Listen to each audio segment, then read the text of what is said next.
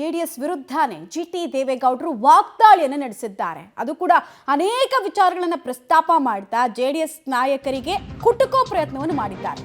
ದಳಪತಿಗಳಿಗೆ ಜಿಟಿ ದೇವೇಗೌಡರು ಮತ್ತೆ ರೆಬಲ್ ಸಂದೇಶವನ್ನು ಕೊಟ್ಟಿದ್ದಾರೆ. ನನ್ನ ವಿರುದ್ಧ ಕ್ರಮ ಕೈಗೊಳ್ಳೋದಕ್ಕೆ ನಮ್ಮ ನಾಯಕರಿಗೆ ದಮ್ ಬೇಕು. ನನ್ನನ್ನ ಪಕ್ಷದಿಂದ ಸಸ್ಪೆಂಡು ಡಿಸ್ಮಿಸ್ಸು ಮಾಡೋದಕ್ಕೆ ತಾಕತ್ತು ಬೇಕು. ಜನ ಕಟ್ಟುವ ತಾಕತ್ತಿರೋನು ಡಿಸ್ಮಿಸ್ ಮಾಡ್ತಾನೆ. ನಮ್ಮ ನಾಯಕರಿಗೆ ಆ ತಾಕತ್ತೇ ಇಲ್ಲ.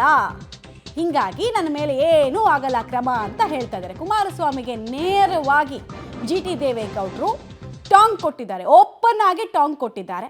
ಸೊ ಅದರ ಡೀಟೇಲ್ಸ್ ನಮಗೆ ಸದ್ಯಕ್ಕೆ ಸಿಗ್ತಾ ಇದೆ. ಅಲ್ಲಿಗೆ JDSನಲ್ಲೂ ಕೂಡ ಯತ್ನಾಳ ಹಾದಿಯಲ್ಲೇ ಜಿಟಿ ದೇವೇಗೌಡರು ಸಾಗಿರೋದು ಗೊತ್ತಾಗ್ತಾ ಇದೆ ಮತ್ತು ಎಕ್ಸಿಟ್ ಡೋರ್ನಲ್ಲಿ ಇರೋದು ಗೊತ್ತಾಗ್ತಿದೆ. ಅವ್ರ ಬಗ್ಗೆ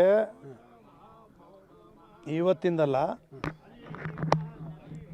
ಅವ್ರು ಮುಖ್ಯಮಂತ್ರಿ ಆಗಬೇಕು ಅಂತೇಳಿ 2 ವರ್ಷ MLA ಆಗಿ ಪ್ರಥಮ 2004ರಲ್ಲಿ ಟೋಲ್ ಗೇಟಿಂದ ಕಲಾಮಂದಿರದವರೆಗೂ ಆ ಶರಾವತಿ ವೆಂಕಟೇಶ ಅವ್ರ ಟೀಮು ನಾವು ಎಲ್ಲ ಮಾವಿನ ಸೊಪ್ಪು, ಬಾಳೆಗೊನೆ, ಬಾಳೆಕಂಬ ಏಕ ಕಟ್ಟಿ ಕಲಾಮಂದಿರಕ್ಕೆ ಮುಖ್ಯಮಂತ್ರಿ ಥರನೇ ಕರ್ಕೊಂಬಂದು ಅವ್ರು ಮುಖ್ಯಮಂತ್ರಿ ಆಗಬೇಕು, ಅದಕ್ಕೆ ಇಲ್ಲಿ ಬಂದಿದ್ದೀವಿ ಅಂತಲೇ ಭಾಷಣ ಮಾಡಿದೆ ನಾನು. ಅವ್ರು ಹೇಳಿದ್ದು ಇನ್ನು 15 ದಿವಸಕ್ಕೆ, ನಾನಾಗೋದು 5 ವರ್ಷಕ್ಕೋ 10 ವರ್ಷಕ್ಕೋ ಜಿಟಿ ದೇವೇಗೌಡರನ್ನ ಸಿದ್ದರಾಮಯ್ಯವ್ರ ಪ್ಲೇಸಲ್ಲಿ ಇನ್ನು 15 ದಿವಸಕ್ಕೆ ಮಂತ್ರಿ ಮಾಡ್ತೀನಿ ಅಂತ ಘೋಷಣೆ ಮಾಡೇ ಹೋದರು.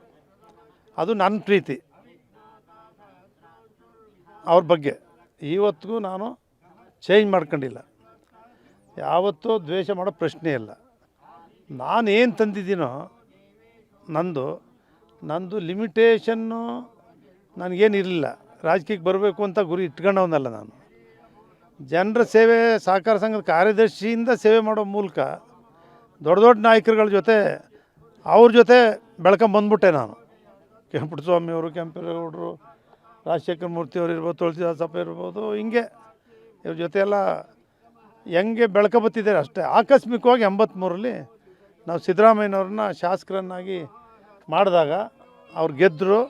ಆ ಸಂದರ್ಭದಲ್ಲಿ ಕೆಂಪೇಗೌಡರು ನೀನು APMC ನಿಲ್ಲೇಬೇಕು ಅಂತೇಳಿ ಇದು ಕೋಆಪರೇಟಿವ್ ನಿಲ್ಲಿಸೋ ಮೂಲಕ ಪ್ರಾರಂಭ ಆಯಿತು ಅಷ್ಟೇ ಹೊರತು ನಾನೀಗ ಬಂದಿರೋದೇ ಭಾಳ ಎತ್ತರಕ್ಕೆ ದೇವರ ಆಶೀರ್ವಾದದಿಂದ.